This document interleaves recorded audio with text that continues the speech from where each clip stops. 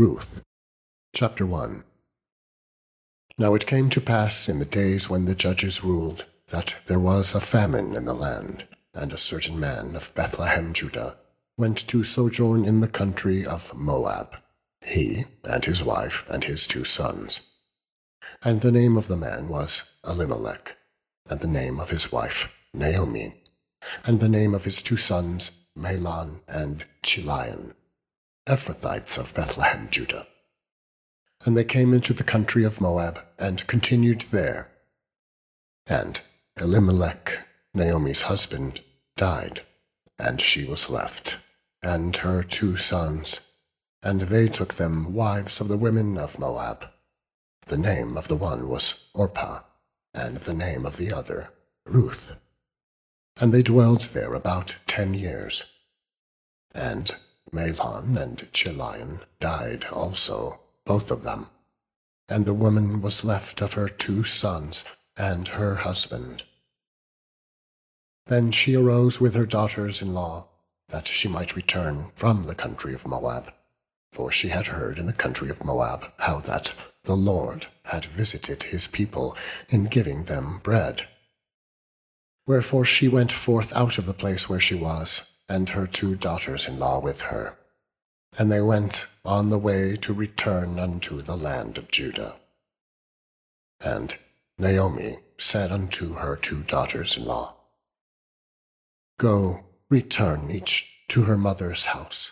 The Lord deal kindly with you, as ye have dealt with the dead, and with me. The Lord grant you that ye may find rest, each of you, in the house of her husband. Then she kissed them, and they lifted up their voice, and wept.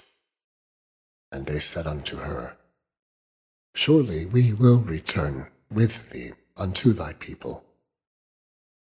And Naomi said, Turn again, my daughters. Why will ye go with me? Are there yet any more sons in my womb, that they may be your husbands? Turn again, my daughters. Go your way. For I am too old to have an husband. If I should say, I have hope, if I should have an husband also tonight, and should also bear sons, would ye tarry for them till they were grown? Would ye stay for them from having husbands? Nay, my daughters, for it grieveth me much for your sakes that the hand of the Lord is gone out against me. And they lifted up their voice, and wept again. And Orpah kissed her mother-in-law. But Ruth clave unto her, and she said, Behold, thy sister-in-law is gone back unto her people, and unto her gods. Return thou after thy sister-in-law. And Ruth said, Entreat me not to leave thee, or to return from following after thee. For whither thou goest I will go, and where thou lodgest I will lodge. Thy people shall be my people, and thy God my God. Where thou diest will I die, and there will I be buried. The Lord do so to me, and more also, if aught but death part thee and me. When she saw that she was steadfastly minded to go with her, then she left speaking unto her. So they 2 went until they came to Bethlehem. And it came to pass, when they were come to Bethlehem, that all the city was moved about them. And they said, Is this Naomi? And she said unto them, Call me not Naomi, call me Mara, for the Almighty hath dealt very bitterly with me. I went out full, and the Lord hath brought me home again empty. Why then call ye me Naomi, seeing the Lord hath testified against me, and the Almighty hath afflicted me? So Naomi returned, and Ruth the Moabitess, her daughter-in-law, with her, which returned out of the country of Moab. And they came to Bethlehem, in the beginning of barley harvest. Chapter 2. And Naomi had a kinsman of her husband's, a mighty man of wealth, of the family of Elimelech, and his name was Boaz. And Ruth the Moabitess said unto Naomi, Let me now go to the field, and glean ears of corn after him in whose sight I shall find grace. And she said unto her, Go, my daughter. And she went, and came and gleaned in the field after the reapers. And her hap was to light on a part of the field belonging unto Boaz, who was of the kindred of Elimelech. And, behold, Boaz came from Bethlehem, and said unto the reapers, The Lord be with you. And they answered him, The Lord bless thee. Then said Boaz unto his servant that was set over the reapers, Whose damsel is this? And the servant that was set over the reapers answered and said, It is the Moabitish damsel that came back with Naomi out of the country of Moab. And she said, I pray you, let me glean and gather after the reapers among the sheaves. So she came, and hath continued even from the morning until now, that she tarried a little in the house. Then Boaz said unto Ruth, Hear'st thou not, my daughter? Go not to glean in another field, neither go from hence, but abide here fast by my maidens. Let thine eye be on the field, that they do reap, and go thou after them.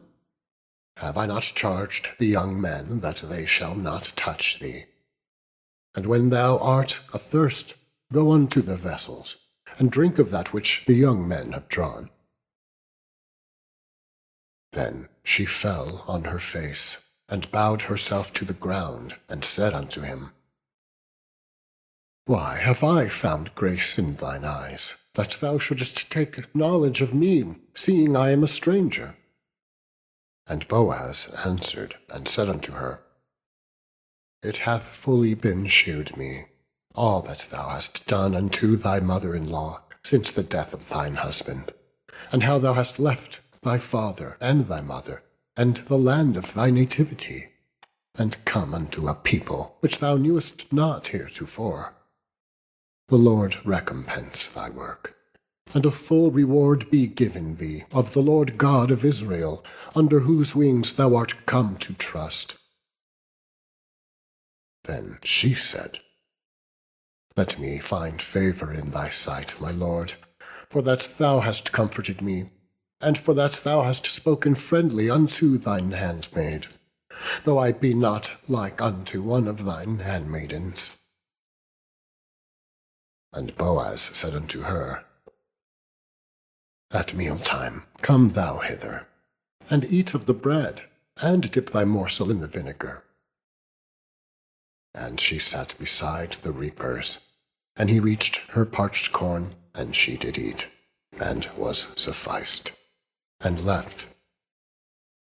And when she was risen up to glean, Boaz commanded his young men, Let her glean even among the sheaves, and reproach her not, and let fall also some of the handfuls of purpose for her, and leave them, that she may glean them, and rebuke her not. So she gleaned in the field until even, and beat out that she had gleaned, and it was about an ephah of barley. And she took it up, and went into the city. And her mother-in-law saw what she had gleaned, and she brought forth, and gave to her that she had reserved after she was sufficed. And her mother-in-law said unto her, Where hast thou gleaned today? And where wroughtest thou? Blessed be he that did take knowledge of thee. And she shewed her mother-in-law with whom she had wrought, and said, The man's name with whom I wrought today is Boaz.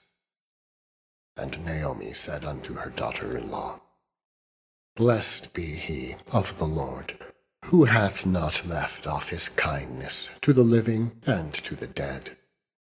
And Naomi said unto her, The man is near of kin unto us, one of our next kinsmen. And Ruth the Moabitess said, He said unto me also, Thou shalt keep fast by my young men, until they have ended all my harvest. And Naomi said unto Ruth, her daughter-in-law, It is good, my daughter, that thou go out with his maidens, that they meet thee not in any other field. So she kept fast by the maidens of Boaz, to glean unto the end of barley harvest and of wheat harvest, and dwelt with her mother-in-law. Chapter 3. Then Naomi, her mother-in-law, said unto her, My daughter, shall I not seek rest for thee, that it might be well with thee? And now is not Boaz of our kindred, with whose maidens thou wast? Behold, he winnoweth barley to-night in the threshing floor. Wash thyself, therefore, and anoint thee, and put thy raiment upon thee, and get thee down to the floor. Make not thyself known unto the man, until he shall have done eating and drinking. And it shall be, when he lieth down, that thou shalt mark the place where he shall lie, and thou shalt go in, and uncover his feet, and lay thee down, and he will tell thee what thou shalt do. And she said unto her, All that thou sayest unto me will I do. And she went down unto the floor, and did according to all that her mother-in-law bade her. And when Boaz had eaten and drunk, and his heart was merry, he went to lie down at the end of the heap of corn. And she came softly, and uncovered his feet, and laid her down. And it came to pass at midnight, that the man was afraid, and turned himself, and, behold, a woman lay at his feet. And he said, Who art thou? And she answered, I am Ruth, thine handmaid. Spread therefore thy skirt over thine handmaid, for thou art a near kinsman. And he said, Blessed be thou of the Lord, my daughter, for thou hast shewed more kindness in the latter end than at the beginning, inasmuch as thou followedst not young men, whether poor or rich. And now, my daughter, fear not, I will do to thee all that thou requirest, for all the city of my people doth know that thou art a virtuous woman. And now it is true that I am thy near kinsman. Howbeit there is a kinsman nearer than I. Tarry this night, and it shall be in the morning, that if he will perform unto thee the part of a kinsman, well, let him do the kinsman's part. But if he will not do the part of a kinsman to thee, then will I do the part of a kinsman to thee. As the Lord liveth, lie down until the morning. And she lay at his feet until the morning. And she rose up before one could know another. And he said, Let it not be known that a woman came into the floor. Also he said, Bring the veil that thou hast upon thee, and hold it. And when she held it, he measured 6 measures of barley, and laid it on her, and she went into the city. And when she came to her mother-in-law, she said, Who art thou, my daughter? And she told her all that the man had done to her. And she said, These 6 measures of barley gave he me. For he said unto me, Go not empty unto thy mother-in-law. Then said she, Sit still, my daughter, until thou know how the matter will fall.